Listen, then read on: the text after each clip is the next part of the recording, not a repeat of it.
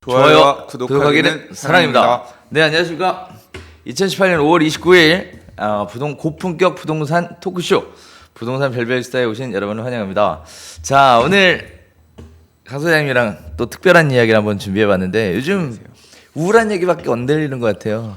조금 부동산에 대한 전체적인 기사들도 다 고만고만하고 별로 이슈가 없죠. 그죠? 네. 관심들도 좀 많이 줄어드는 것 같고 요새 뭐 사람들 조회나 어떤 관심, 글수 뭐 이런 건 어때요 요새? 그냥 점차 조금 줄어드는 모양새인 것 같긴 한데요. 아 그래요? 막 급격하게 떨어지거나 그런 건 아니고. 그런 건 아니고. 꾸준히 줄어들고 있는 모양새인 것 같습니다. 아 그렇군요. 시장에서도 뭐 그렇게 좋은 기사들 뭐 이런 것들 없는 것 같아요. 이제 시세에 관한된 기사들이 많이 나오는데 뭐 전세가가 하락 반전했다라든가 이제 좀 숨고르기 하는 좀 숨이 죽은 그런 모양새에 대한 기사들도 나오고 한편으로는 뭐 특정 구 같은 경우는 뭐 다시 상승 반전 뭐 이런 기사도 보이고 약간 혼조세인 것 같긴 합니다. 근데 전체적으로 조금 분위기는 가라앉은 것 같아요. 크게 뭐 오늘 할 이야기이기도 하지만 전체적인 분위기가 가라앉아 있는 가운데 뭐 분양은 또 인기 있다. 뭐 이런 얘기 있고 분양은 계속 난리죠. 지난 그렇죠. 주말에도 네. 이제 모델 현본주택 오픈했는데 네네. 미사랑 또 어디였더라? 근데 뭐 아무튼 엄청나게 줄 서고 난리 났다고. 아 그래요? 네. 자 오늘은 그러한 내용을 가지고 한번 네, 이야기해 보도록 하겠습니다. 자 일단 그 요즘 신문 기사에 주로 이루는 내용이 뭐냐면 거래 절벽이다. 이게 가격 하락으로 이어지는 거 아니냐? 또는 가격이 하락하고 있다. 그리고 전세 가격도 빠지고 있다. 뭐 이런 내용들을 주로 다루고 있는데요. 거기에 따라서 이제 갭 투자자들이 비상 상태로 돌아간다. 대표적인 예로 언급되는 지역이 이제 송파 지역이에요. 네, 헬리오시티 관련해서. 그제 토픽이었던 것 같아요. 그죠. 사람들 많이 본 기사기도 하고. 네. 네. 송파 헬리오시티의 영향이 그만큼 큰 거겠죠. 근데 좀 사실 좀 미리 겁먹는 경향도 없잖아 있는 것 같아요. 너무 빨리 나오는 얘기인가? 네. 근데 아무튼 좀 그게 전세 가격이 빠지고 있다라고 하고 그 부분들에 대해서 언론에서 자꾸 이제 공포감을 부추기니까 네네. 사실 이제 이 언론이 미디어가 자꾸 떠드니까 네. 공포감이 더 확대되는 경향이 있죠. 그렇죠. 예, 집 갖고 있는 사람들도 더 싸게 내놔야 되는 거 아닌가 싶기도 하고 또는 그 기사를 보고 세입자 또는 집을 구하려고 하는 분들도 야 기사에서 니네 집값 그렇게 다 폭락했다고 다 얘기했는데 왜 아직도 버틴겨 뭐 이런 식으로 사실 생각할 수도 있고 하니까 그러니까 이런 기사가 한 번 두 번이 아니라 계속 잊혀질만 하면도 아니야 계속 나오잖아요. 계속 그러니까 나오죠. 그러니까 괜히 내가 지금 들어가면 비싸게 상투 잡는 거 임대 그죠. 괜히 상투 불안하지, 잡는 거, 불안하지. 이제 좀 어떤 이렇게 모양새 되는 거 아닌가 싶은 생각도 좀 들긴 합니다. 그게 사실 기사들도 우리도 이제 유튜브 방송을 해보다 보면 네. 제목과 내용을 어떻게 뽑아내느냐에 따라 조회수가 워낙에 차이를 장난 보이니까. 아니죠. 토픽 제목이 엄청 중요하죠. 그러니까요. 그러니까 타이틀이. 기자들도 네. 어떻게 보면 광고 수익 받아야 되는데 그러다 보니까 이제 좀 세게 나오는 것 같아요. 네. 이게 많이 본 경제 뉴스에 네. 상위에 이렇게 올라가게끔 제목들을 뽑는 게 기술인 것 같고 제목 학원을 지어야 될 것 같아요. 제목 학원. 제목 학원. 어떻게 제목을 사실 이게 블로그에 글을 쓰든 네. 유튜브에 제목을 붙이든 뭐 기사를 쓰든 네. 제목을 어떻게 붙이느냐에 따라서 저도 되게 많이 느끼거든요. 그래서 저도 유튜브에 영상 올릴 때 오늘의 메인 토픽 조회수가 좀 많이 나오게 될 만한 메인 토픽이 뭘까 제목 선정하는데 되게 고심을 저도 하는 편이고. 아 그래요. 네. 그렇습니다. 아 제가 제목 만드는 거에 대해서는 저도 한번 강의를 들어봐야 되겠는데. 이거? 아니 강의 근데 아니, 이제 노하우 전수? 많이 하다 보니까 이런 기사를 이런 제목 이런 이슈를 관심 있어 하겠구나라는 게 조금 느껴지는 부분이 있어요. 그때 흐름에 따라서. 어제 같은 경우는 이제 저거였거든요. 뭐? 그 아직 이제 입법이 된 건 아니지만 이제 그 임대주택 민간 임대주택에 관한 특별법에 이 내용은 그거거든요. 지금 연 5% 이상 올릴 수 없다가 이제 계약 기간 단위로 갱신하면서 되는 거고 이제 네. 그게 뭐 그 보통은 2년 계약을 하니까 그렇게 네. 되면 실제로는 1년에 2.5%밖에 못 올리는 2.5% 이상 올릴 수 없다. 네. 뭐 이런 뉘앙스였거든요. 네. 제목을 이제 딱 임대주택 임대료 연 2.5% 이상 못 올리는 걸로 뭐 바뀔 것처럼 이렇게 기사를 딱 써놓으니까 이제 일단 그 기사 제목에 낚이는 거죠. 저도 낚였고 이제 물론 다른 내용들도 있고 아직 이제 개편이 완전히 그 법률 개정이 된 건 아니지만 그런 식으로 좀 통과가 될 것 같고 그래서 친문 같은 거 볼 때는 네. 그런 부분 감안해서 봐야 될 것 같아요, 죠 계속 낚일 수밖에 없는 구조인 것 같아요. 자, 그래서 지금 시장의 분위기가 그렇다라는 다양한 기사들이 있습니다만 우리가 현장에서 느끼기에는 그 정도까지 심각하게 아직까지 장이 펼쳐진 것 같지는 않습니다. 그리고 반면에 분양하는 아파트들은 인기가 굉장히 많다고 아까 얘기했던 하남 미사 쪽 같은 뭐 경우에는 미사뿐만 아니라 네. 그러니까 분양에 왜 이렇게 사람들이 목을 매느냐? 왜 그럴까요? 분양에 왜 이렇게 관심을 쏟느냐? 네.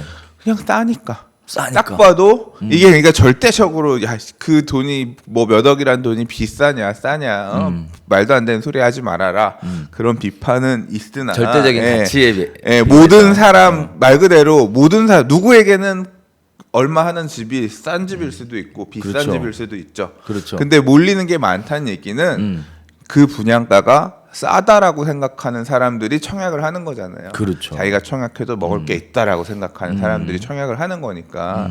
근데 이제 먹을 게 있어 보이게끔 분양가를 조정하고 있는 게 누구냐. 근데 이제 주택 분양 보증을 할 때 그렇죠. 분양가를 그런 식으로 계속 컨트롤하기 때문에 먹을 게 있게 만들어지고 있는 상황이고. 그렇죠. 분위기가 자체가 예, 그렇죠. 6월달에 분양할 단지들도 사실 되게 대박들이 많아요. 그러니까 5월에 지금 분양을 몇 개 안 했잖아요. 그렇죠. 예, 뭐 분양 제도 개편하고 하는 문제 때문에 뭐 특별 공급 부분 좀 고치고 그다음에 뭐 시스템 고치고 이러면서 또는 이제 건설 우리 전에도 얘기했지만 맞아요. 건설 회사가 분양하려면 건설 면허 있어야 된다 이런 내용들 건설 면허. 생기면서 많이 밀렸거든요. 맞아요. 이제 그 물량들이 이제 6월부터 또 딱 이제 6월 선거 끝나고 나면 줄줄이 대기하면서 이제 분양 시작하지 시즌이 않을까? 될 텐데 다 매력적이죠. 맞아요. 이게 그러니까 작년 이게 결국 매력적이다라고 하는 게 뭐냐면 작년 연말 올해 초에 사실 서울의 주요 지역들의 아파트 가격이 급등했잖아요. 그렇죠. 이 급등하면서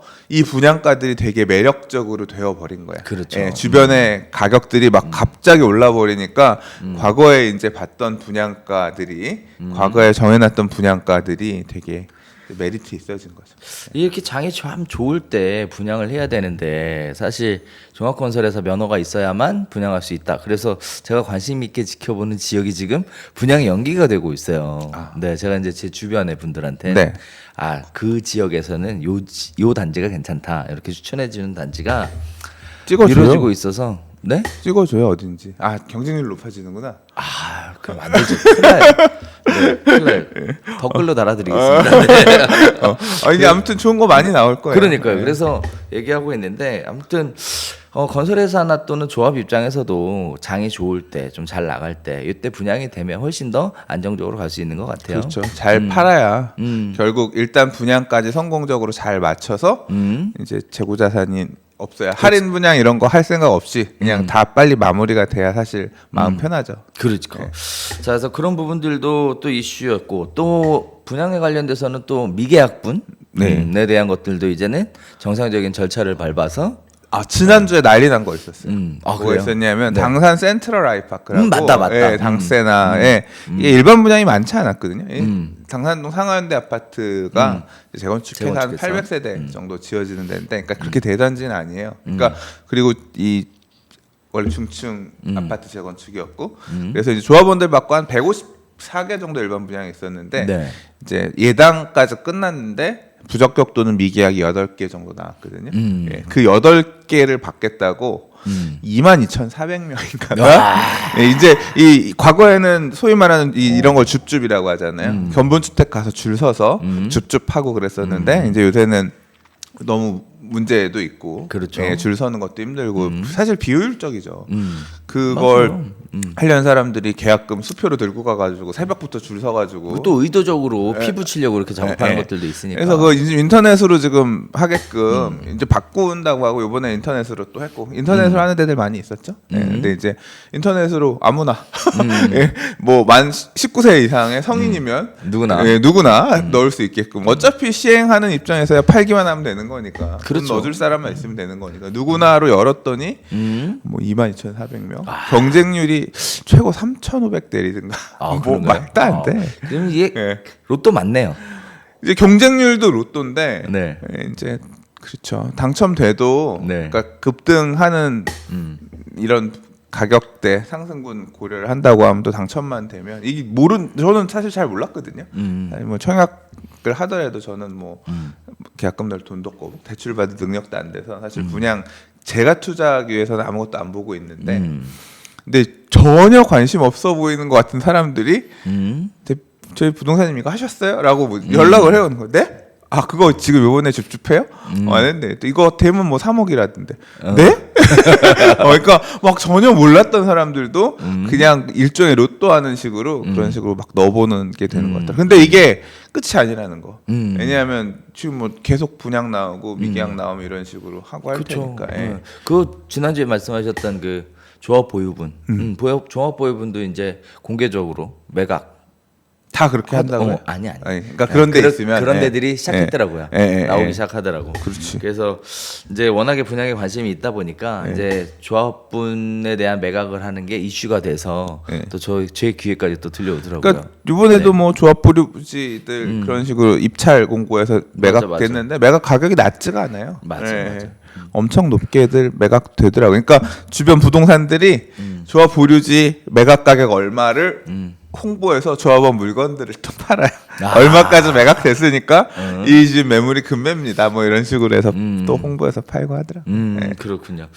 자, 이처럼 시장 자체는 양극화돼서 진행이 되고 있습니다. 기존의 아파트 시장은 약간 좀 침체되는 분위기로, 그다음에 분양 시장은 뜨거운 열기 속에 이게 진행이 되고 있는데, 자 이제 갭 투자도 그렇고 거래 절벽도 그렇고 분양에 대해서 이제 결국은 또 입주도 해야 되고 또 일부 분들은 또 세도 맞춰줘야 되고 뭐 이런 여러 가지들이 복합적으로 이렇게 얽혀지게 돼 있는데, 자 이런 상황에서 전세 세입자들한테 보증금을 지키는 방법, 뭐 예를 들어 가격이 꺾일 수도 있고 역전세난이 발생할 수도 있고 또 뭐 여러 가지 방법들이 문제들이 생길 수 있으니 전세 보증금을 안전하게 지키는 방법에 대해서 우리 예전에 사실 얘기했었거든요. 근데 다시 한번 저는 머리가 나빠서 외우지 못하니 알려주세요. 또 빼시기는 또 네.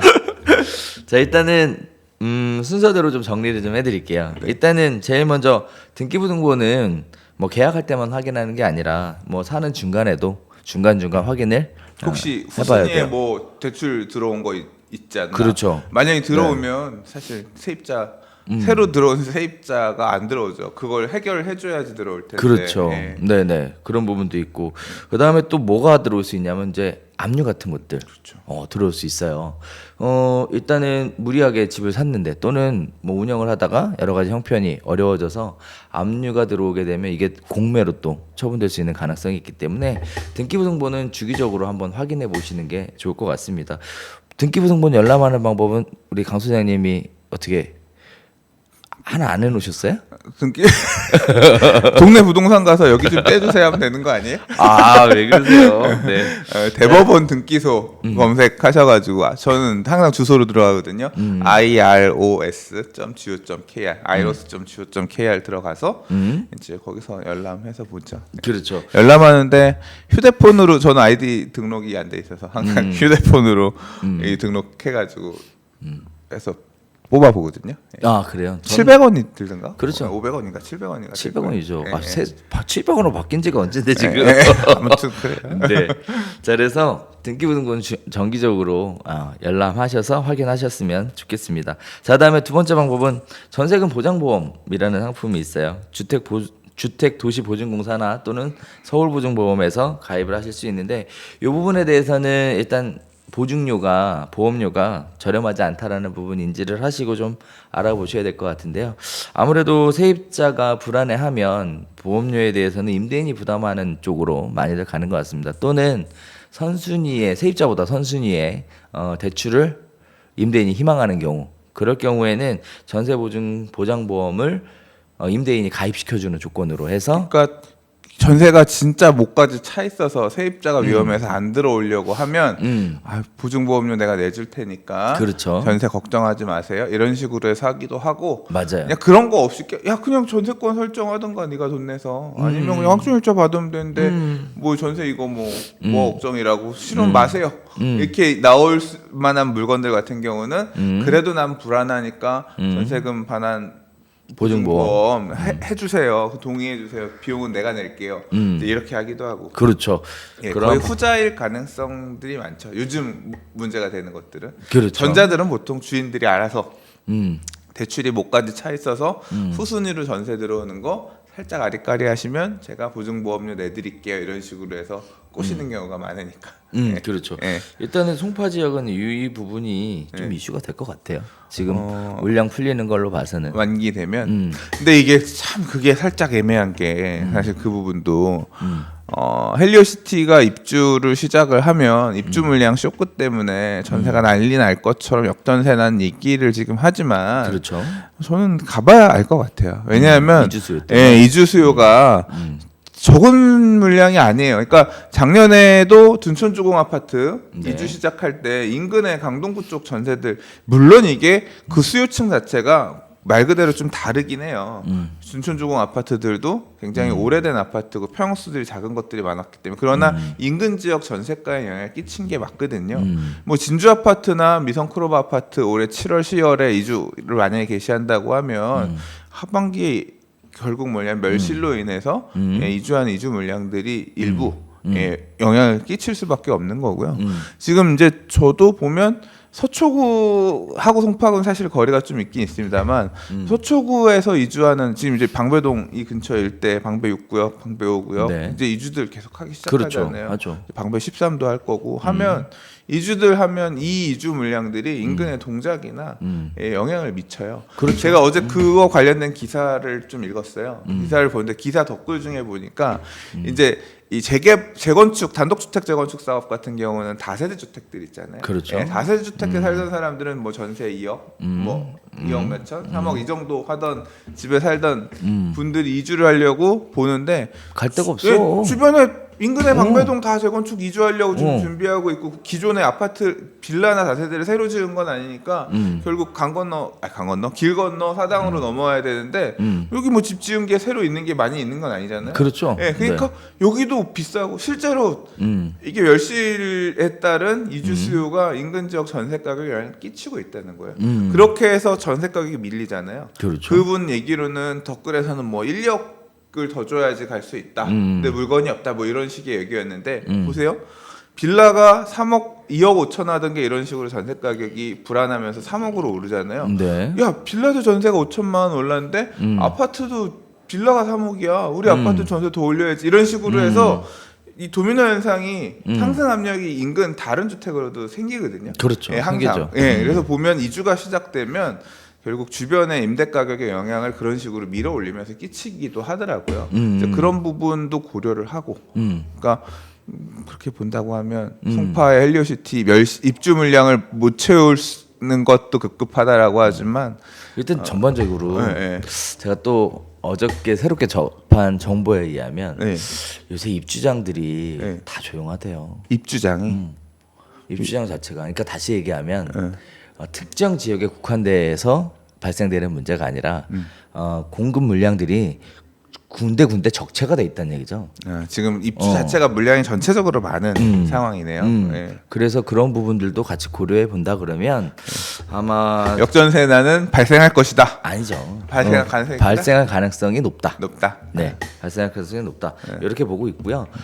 그래서 헬리오시티 같은 거 발빠르게 대응하는 거잖아요. 벌써부터 뭐 아직도 멀었는데 벌써 전세 계약을 체결하는 이런 세대까지 나오고 있으니까. 그다음에 5구역하고 6구역 쪽에 방배 5구역. 네. 방배 5구역이나 6구역 쪽에 이주에 대한 부분들도 네. 의외로 인근 지역의 중고주택으로 이주를 많이 안 하는 것 같아요. 왜냐하면 지금 이주 시작을 해서 계약을 하고 다니고 네. 뭐 집을 알아보고 다녀야 되는 시점인데 실질적으로 보면 신축 아파트, 새 아파트, 가격이 비싼 아파트 뭐 이런 쪽으로 관심이 쏠려가는 게 아니라 중고주택 형태로 해서 가격 맞춰서 가시더라고요. 너무 이제 금융 비용이나 이런 게 네. 클 수 있어. 이주비 지급도 제한적이고 하니까 그럴 수도 있겠네요. 그런 부분도 있더라고요. 그래서 한번 살펴봐야 될 부분인 것 같습니다. 자, 다음에 또 볼까요? 네 번째 또 뭐가 있냐면 임대인이 전세금을 돌려주지 못했을 경우 전세금을 반환받기 위해서 임차권 등기 명령이라는 걸 신청할 수 있어요. 그러려면 임차권 등기 명령을 신청하는 건 참 좋은데 사실 프로세스는 그래요. 임차권 등기 명령을 신청하고 그다음에 임대차 보증 반환 청구 소송을 하고 보증금 청구 반환 소송을 하고 그리고 강제 경매를 신청하는 프로세스로 가야 되는데 시간이 일단 무지하게 많이 걸린다는 거고 무엇보다도 어려운 거는 임차권 등기 명령 신청을 하려면 집을 비워줘야 됩니다. 네. 거기에 따라서 현실적으로 구현되긴 좀 어려운 방법이지만 그럼에도 불구하고 아마 필요하신 분들은 이런 방법으로 임대보증금을 보존받을 수 있다라는 거. 자, 그다음에 또 하나는 전세자금 대출이라는 제도를 임대인을 대신해서 세입자가 받아주는 경우도 있더라고요. 그래서 그 돈을 가지고 이사를 나가시는 이런 분들도 계시더라고요. 참고하시면 좋을 것 같아요. 그러니까 이해가 안 돼요. 이해가 안 돼요? 네. 본인이 계속 세입자로 사는 걸로 하고 네. 전세자금 대출을 받는 거예요. 본인이. 네. 그리고 돈을 받아서 이주를 나가버리는 거죠. 네. 이주를 나가는 거예요. 그 대출에 대한 비용은 임대인이 부담하는 걸로 하고. 네. 이런 식으로라도 해서 나가겠다. 나가겠다. 그래서 보증금 반환해달라. 일단 그런 식으로 해서 그렇죠. 빼서 자기는 나가서 있으면서 유지는 돼 있고 전세 나가면 이제 그때 집 빼고 전세가 양쪽에 들어가 있는 그렇죠. 거네요. 전세가 예, 양쪽에 예. 들어가는 거죠. 사실 외형적으로는 가능은 해요. 왜냐면은 네, 이해했어요. 임대차보호법상 보호를 받는 게 1세대 1주택만 임대차보호법을 받는 그렇죠. 건 아니거든요. 예. 그러다 보니까 이제 이사 갈 때는 또 배우자 명의로 또 네. 이렇게 도저히 해서 가야 되겠죠. 채가 안 나가서 안 빠져서 죽겠으면 내가 이사 갈 집에 대출을 전세 자금 대출을 받아서 근데 이거는 전세 자금 대출 없이 기존에 얻으신 분만 가능한 팁이네요. 그렇죠, 그렇죠. 그런 방법도 있겠구나. 매매에 대한 금액이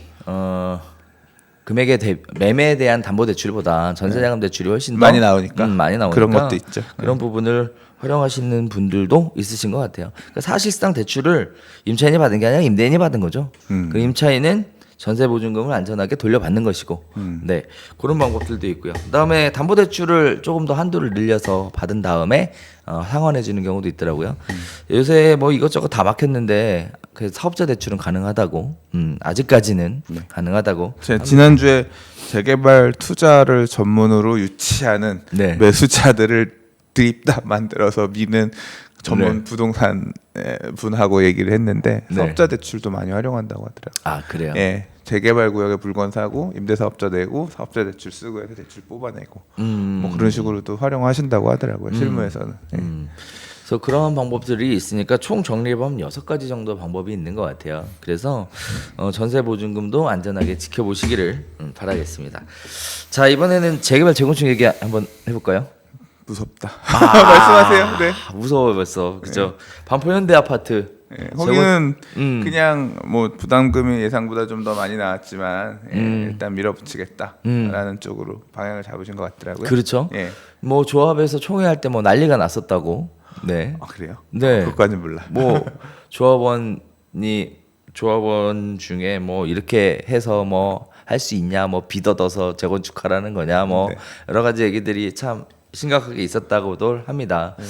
근데 한편으로 그냥 제가 생각할 때는 조합의 잘못은 아닌데. 그렇죠. 그렇죠. 근데 저는 사실 되게 나중에 문제 많이 될 것 같아요. 이게 재건축 부담금 감안하고 강행하잖아요. 네. 이게 법률적으로 문제 많이 될 것 같아요. 개인적으로. 네, 나중에 이것 때문에 소송 많이 있고 그 소송 결과들이 어떻게 나올지 모르겠어요. 그러니까 이게 제가 뭐 소송 분쟁을 부추기려고 하는 게 아니라 그러니까 이런 거죠. 우리가 이제 조합 설립할 때요. 보통 이제 추정 분담금 네. 대략적으로 얼마 정도 될 거다. 음. 아니 재건축하는데 돈 얼마 들 건데 동의를 하라는 거야. 대략 1억 정도 들 것 같아요. 그럼 그 내용을 보고 이 나는 1억 정도 내가 낼 수 있으니까 이 재건축 사업에 참여할게라고 만약 했을 거 아니에요. 지금 와서 부담금도 4억 더 내야 되는데요라고 얘기하면 야 조합 설립할 때 1억이면 된대 왜 4억도 5억이 더 내. 그리고 만약에 그 당시에 5억 정도 더 냈어야 된다라고 했다면 난 이 재건축 사업에 참여하지 않았을 거다. 그렇죠. 네, 논리가 서죠. 네. 그러니까 그렇기 때문에 이 재건축 부담금이 이렇게 현저하게 얘기하는 거랑 크게 차이가 나게끔 이렇게 됐다라고 하면 이 재건축 조합 설립 자체가 무효다. 뭐 이런 식의 원인을 가지고 소송하는 조합원들이 안 나오리란 보장이 없거든요. 그렇죠. 예, 이게 그러니까 이 법률적으로 문제가 있는지 없는지 이 분쟁이 앞으로 되게 많이 시달릴 것 같아요. 그렇죠. 예, 시달릴 뭐 일단은 조합 자체 설립을 무효화시키기보다는 뭐 연장하는 쪽으로 가게 되지 않을까 싶은데 어쨌든 특이한 케이스는요. 반포 현대 아파트 같은 경우에는 일단 과거에는 주민 100% 동의였거든요. 근데 이번에 하면서 66% 동의로 뚝 떨어졌다고. 그러니까 네. 그 돈을 더 내야 되는 게 부담스러우신 분들도 계시고 실제로 그리고 지금 예정된 그 금액이 아니라 네. 나중에 사업 끝나고 나면 더 내야 될 수도 있죠. 더 내야 될 수도 예. 있죠. 왜냐하면 반면에 또 덜 낼 수도 덜 낼 있고. 수도 있고. 예. 그러니까 결국 사업 마무리될 때 재건축으로 인한 상승분이 더 커지면 부담금이 더 커지는 거고. 예. 결국 그럼 그 부담금 내려고 대출 받으셔야 되는데 네네. 이제 불쾌하실 수 있겠죠. 그렇죠. 소유자분들. 그래서 그런지 모르겠지만 일단 관리 처분이라는 걸 아직 안 거쳤거든요. 그래서 네. 관리 처분을 할 때 재건축 부담금을 경감시키기 위한 다양한 노력들을 하겠다라고 이제 시공사에서 적극적으로 이야기하고 있는 것 같아요. 동부건설이잖아. 네, 예, 동부에. 센트럴빌이죠? 예. 맞는 것 같아요. 차라리 재건축 부담금 낼 돈으로 단지 조경을 엄청나게 잘 꾸민다든지. 건설회사 좋은 일 아니야 그거는? 뭐 건설회사에서 자재를 많이 써서 뭐 비싸게 건축비를 더 늘리겠습니다라고 하는 거는 부담금은 적게 내긴 하지만 대신 그만큼 비용이 그래도 늘어나는 건데 그래도 세금으로 내는 것보다는 세금으로 그거는 내는 거의 것보다는 거의 뭐 사업자가 리스해가지고 돈 펑펑 써고 다니는 거랑 똑같은 모양새인데 이거 그래도 뭐 인마이 포켓 해야 되는 돈이 많아야지. 아니지 세금으로 내는 것보다 네. 그렇게 해서 내가 혜택을 좀 더 누릴 수 있게 하는 게 과소비를 조장하는 정책이구만. 그렇네요. 과소비를 조장하는 정책. 딱 맞다 이거. 과지출을 조장하는 하지 않아도 될 걸 하게 만드는. 야, 씨, 우리 아파트 금 발라. 야, 문주에 금 발라. 나중에 떼가자. 씨. 자 그래서 이건 뭐 시공사의 양심에 맡겨봐야 되겠지만 어쨌든 분위기 자체는 그쪽으로 흘러갈 게 확실시 돼 보입니다. 네. 많이 재건- 멈춰설 것 같아요. 맞아요. 네. 그래서 일단은 현재 분위기상 그래요. 재건축을 규제를 하고 거기에 따라 사업이 지연이 되고 거기에 따라서 공급 부족 현상이 나올 거고 그렇게 되면 또 집값 폭등으로 연결되지 않겠냐라는 이야기들이 벌써 솔솔 나오고 있습니다. 아직 너무 시기상조이긴 하지만 이러한 부분들도 한번 고려하셔서 정부에서 뭐 준비를 좀 해주셨으면 좋겠어요. 적당하게 규제를 좀 이렇게 완화시키는 것도 시점 봐서 한번 생각해 볼 만한 일인 것 같습니다. 바람이 크시다. 과거에는 어떻게 지금 완화? 아니야. 완화 없어요. 단기적으로는. 물론 네. 이게 그런 얘기가 아니라 사실 과거에는 재건축 완화를 너무 늦게 했어. 공급이 한동안. 그게 한동안 브레이크가 걸려가 버려가지고 그거를 경기가 좀 안 좋아지고 죽을 때 좀 뭐라 그래요? 그거를 완만하게 풀어주려고 재건축도 살짝 근데 좀 되게 풀어줬으면 눈치를 괜찮았을 때. 봤죠. 이게 투기과열지구 해제, 투기적 해제도 강남 3구 같은 경우는 2012년 가서 해줬거든요. 그러니까. 굉장히 늦게 했어요. 지정이 2002년이었는데 그러니까. 10년 걸렸거든요. 해제하는데. 그래서 그러니까 되게 불안 요소를 줄여서 뒤늦게 해주고 그래도 안 살아나니까 이제 2014년에 완화책으로 돌아섰는데. 그러니까 경기를 부양하기 위해서 완화를 시켜주는 게 아니라 네.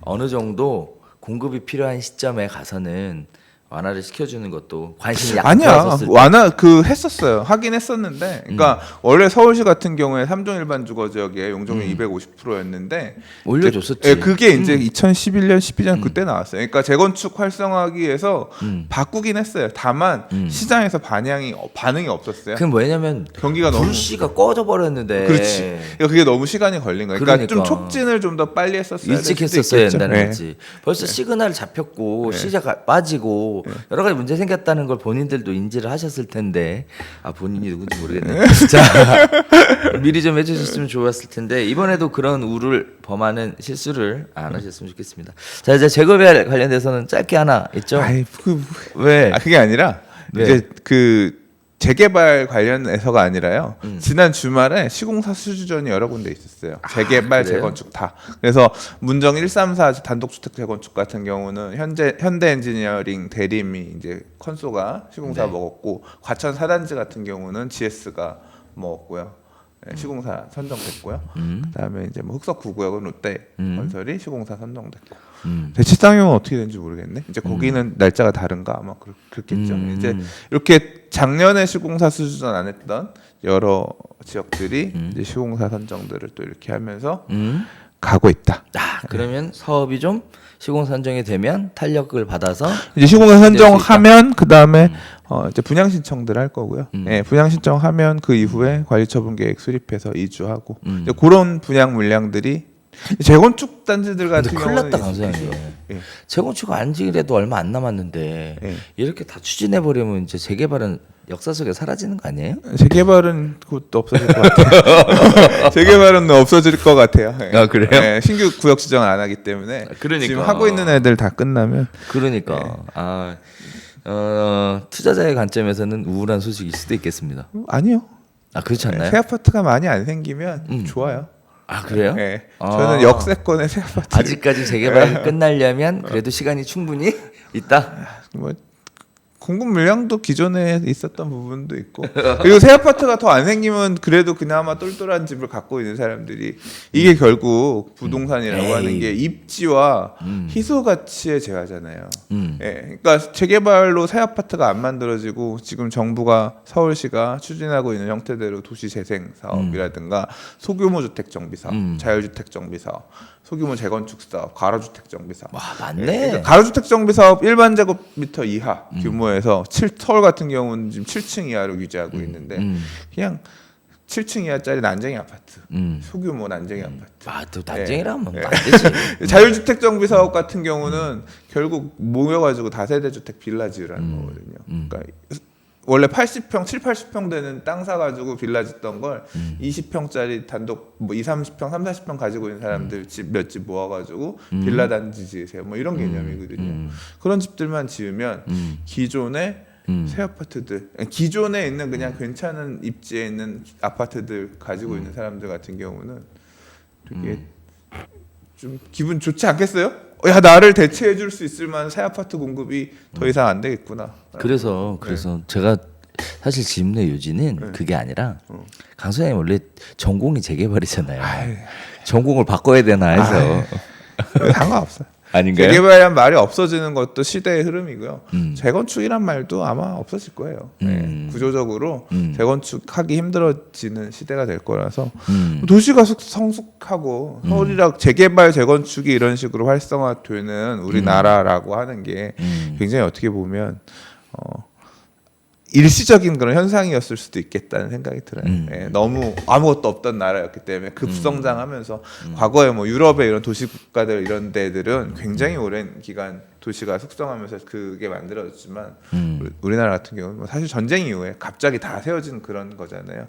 그 과정에서 재개발 또는 재건축의 필요성이 대두되면서 됐고 이미 이렇게 해서 한번 도시계획 끝나고 나면 그 다음부터는 신규 주택 공급도 조심지 않으면 쉽지 않을 거고 뭐 재개발 재건축이라는 말도 되게 희미해질 것 같고요. 그게 어쩔 수 없는 숙명인 것 같아요. 사실 주택의 패러다임도 1인 가구 형태로 많이 바뀌어가고 있어서 앞으로 어느 쪽으로 바뀔지 모르겠는데 그리고 또 저는 개인적으로 그런 생각도 좀 있어요. 살기는 그 5층 아파트 이런 거 있잖아요. 네. 제가 예전에 한번 살아봤는데 네. 너무 좋더라고요. 아 그래요? 역세권에 거의 솔직히 이렇게 좀 비하감을 살지도 모르겠지만 그 인테리어 뭐 전부 다 수입 자재로 해서 뭐 기가 막히게 만들어 놓은 그런 아파트 너무 좋더라고요. 가격이 안 올라서. 그게 좀 안타깝다. 대중의 흐름을 거스르면 안 돼. 아. 다수의 사람들이 좋다라고 생각하는 쪽에 네. 투자는 따라가야 돼. 그래요. 그래서 실거주를 생각하시는 분들에게는 뭐 그런 저평가된 아파트들도 있다라는 거, 네, 한번 참고해 보시면 좋을 것 같습니다. 자, 이렇게 하고요. 이제 마지막으로 또 하나 이야기 한번 해볼게요.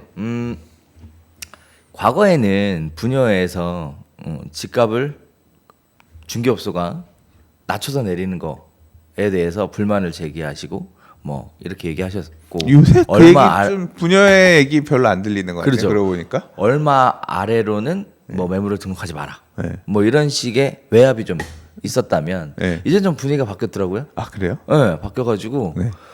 우리 아파트의 호가를 좀 높여서 내달라. 광고 비용은 우리가 부담하겠다. 뭐 이런 식으로 네 바뀌었어요 분위기가. 그렇게 요청하는 주인들이 있대요. 있대요. 그래서 호가 이게 되나? 펌핑이네. 호가 펌핑 작업이네. 그렇죠. 호가 예. 펌핑이죠. 아 이거하고 비슷하네. 실거래가. 그렇죠. 마치 이렇게 한 거하고 유사하게 이제는 광고 시장에서 비용이 나가는 광고 시장에서도 좀 더 높은 가격에 광고를 올려달라라고. 근데 과거에는 협박 수준이었다면 이제는 조금 더 완화가 돼서 비용은 내가 내주겠다. 그런 현장 그런 동네가 있대요. 아 있대요. 네.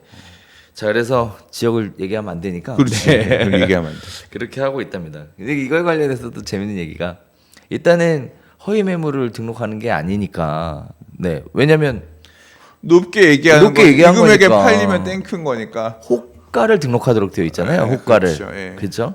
그래서 이게 뭐 배임죄라든지 무슨 뭐 이런 거에는 해당이 안 된다라고 아, 그래요. 하고요. 법률적으로. 예. 또 이런 제안이 들어온다고도 해요.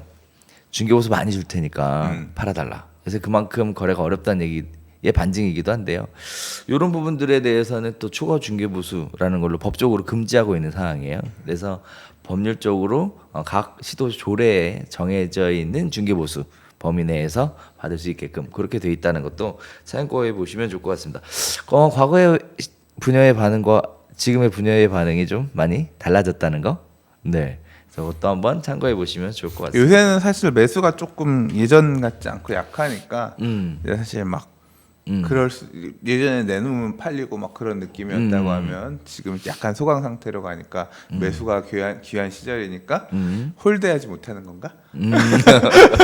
이제 중개업하시는 분들도 그러시더라고요. 예, 예. 얘기 나눠 보면은 예. 예전처럼 이제 광고를 했으니까 이제 손님 문의가 와서 체결되는 게 아니라 광고를 열심히 해야 손님 문의가 그나마 온. 네, 이런 형태로 지금 바뀌어가고 있는 것 같아요. 자, 이렇게 시장의 변화에 대해서 한 주간 이슈 한번 나눠봤는데요. 수장님 오늘 그래도 뭐 특별한 이슈는 없었지만 그래도 솔찬게 재밌게 또 잘 끌고 간 것 같습니다. 네, 역시 감사합니다. 소장님의 말재주는 타고나셨습니다. 네. 부끄럽습니다. 자, 오늘 소식은 여기서 네. 인사드리도록 할게요. 다음 주에는 잘하면 첫째 주죠? 그렇죠. 네. 잘하면 특별한 게스트가 한 분 오시지 않을까. 예약해 놓은 분이 있어서. 모셔주세요. 네. 네. 모셔줬으면 좋겠는데. 네, 네. 자, 오늘 방송은 여기서 인사드리도록 하겠습니다. 한 주 동안 편안하게 잘 지켜보시고요. 그리고 저희 별별수다도 지속적으로 많은 구독 부탁드리도록 하겠습니다. 자, 저희는 여기서 인사드리도록 하겠습니다. 감사합니다.